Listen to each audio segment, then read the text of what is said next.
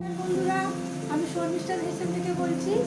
আজকে আমি আপনাদের দুপুরবেলা লাঞ্চ দেখাচ্ছি। এই যে ফুলকপি আলু মাছ দিয়ে একটা সিম্পল মাছের তরকারি বা মাছের ঝোলও বলতে পারেন। এই দিচ্ছি এর মধ্যে রসুন বাটা, এর মধ্যে পেঁয়াজ আছে, টমেটো আছে, তেজপাতা আছে, জিরা আছে, শুকনো লঙ্কা আছে, ফোড়নে পেঁয়াজ ভাজা ভাজা করছি। এর সাথে আছে টমেটো কুচি আর রসুন বাটা, ভালো করে কষাচ্ছি। এবারে আসুন বন্ধুরা, এই যে আজকে হয়েছে মাছ ভাজা, আমার মেয়ের জন্য আছে বিরিয়ানি, আর আছে সাদা ভাত, আর হয়েছে ডিমের কষা, এটা অবশ্য কালকে। এই হচ্ছে ঢেঁড়সের তরকারি পেঁয়াজ দিয়ে। এই যে রান্নাটা করছি, এর মধ্যে দিচ্ছি আমি নুন,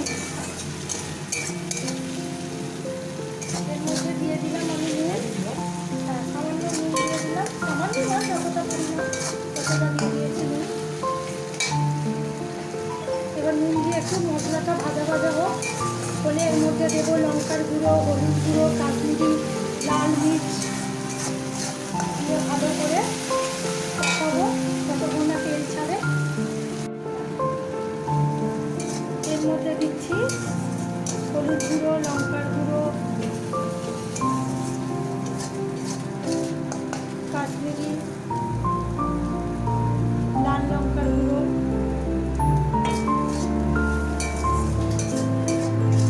এবার এটা একটু সামান্য কষাবো, একটু সামান্য জল দিয়ে কষাবেন যাতে মশলাটা না ধরে যায়।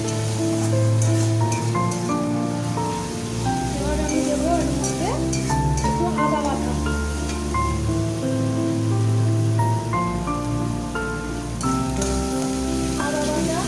একটু সামান্য চিনি যাতে নুনের ব্যালেন্সটা ঠিকঠাক হয়ে যায়, সামান্য একটু চিনি, একটু দাও, সামান্য একটু চিনি দিয়ে এবার ভালো করে গ্যাসটা আস্তে করে দিলাম, ভালো করে মশলাটা কষিয়ে নেবো। দিয়ে এর মধ্যে দেবো আমি ফুলকপি আলু, এই যে মাছগুলো আমি তুলে রাখছি, এর মধ্যে দিচ্ছি ভাতটা,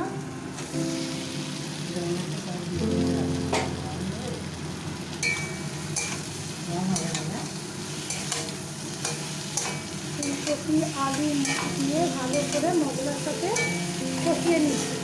হ্যাঁ দিয়ে দাও, ফুলকপিতে একটু রঙটা কেটে যায়, অনেক বেশি, তবে ফুলকপিতে রঙটা একটু কেটে যায়, ওই জন্য একটু বেশি পরিমাণে দিলাম, মানে সাদা সাদা রঙ হয়ে যায়। এবার সামান্য জল দেবো, মশলাটা দিয়ে কষাবো, গ্যাসের চিনটা জোরে করে দেবো, ভালো করে কষিয়ে নিয়ে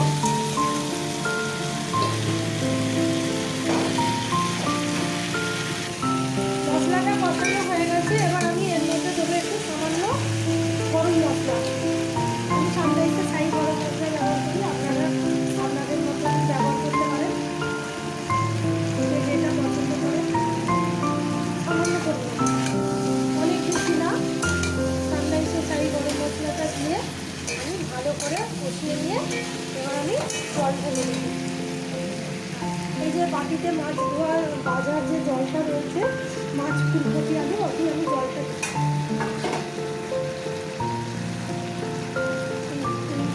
জলটা দিয়ে এই জলটাই আমি দিয়ে দেবো।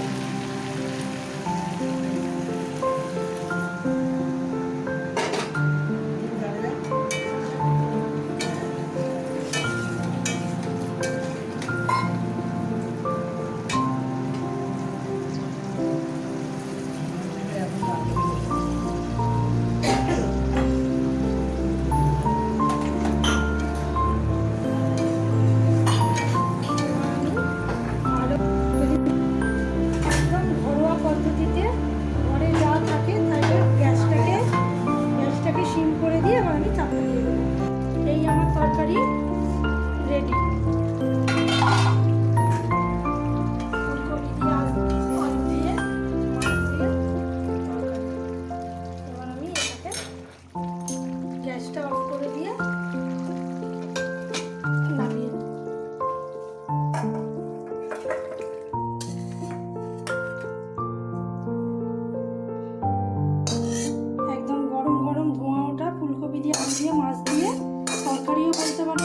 বলতে পারেন, যে যেটা বলবেন।